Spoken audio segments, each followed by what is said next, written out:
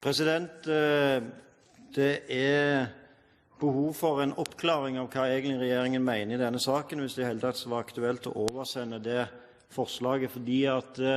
det som nå er sagt fra regjeringspartiene spriker i to helt ulike retninger. Statsråden forsvarer systemet og sier at den praksis som nå gjelder, er den som er riktig, mens representanten Geir-Ketil Hansen sier at den praksisen som var før, som opposisjonen mener er riktig, den skal fortsette fram til det nye systemet kommer på plass. Hvis statsråden kan gjøre om sitt innlegg og bekrefte at den forståelsen som representanten Geir-Ketil Hansen har gitt uttrykk for, nemlig at den praksis som gjaldt etter vurderingen i Aust-Agder i 2003, etter at Stortinget og regjeringen grep politisk inn i dette, skal gjelde videre, og det betyr at det som står i statsrådens brev til komiteen,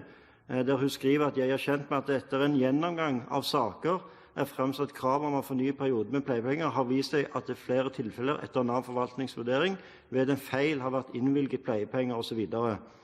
Hvis statsråden kan bekrefte at hun vil gripe inn i denne saken og sørge for at de som etter denne nye vurderingen har mistet pleiepengene, kan få pleiepengene tilbake igjen, fram til en har konkludert etter dette utvalget sitt arbeid, så kan opposisjonen være med på å sende disse forslagene over. Hvis statsråden ikke kan bekrefte det, så er det en reell uenighet i denne salen, og da vil jeg anbefale representanten Geir-Ketil Hansen å stemme for opposisjonens forslag, for det er den eneste måten han kan få gjennomslag for det som han sa fra talerstolen på. Og i realiteten så betyr det at når Geir-Ketil Hansen har sagt det han har sagt, så er det et flertall i Stortinget som mener det som Høyre, Kristelig Folkeparti, Fremskrittspartiet og Venstre mener i denne saken, og ikke det som Arbeiderpartiet har sagt. Og når man hører på innlegget til Bjurstrøm, så har jeg mistanke om at Martin Kolberg fra Arbeiderpartiet sto på Arbeiderpartiets landsmøte og sa systemet, systemet, systemet,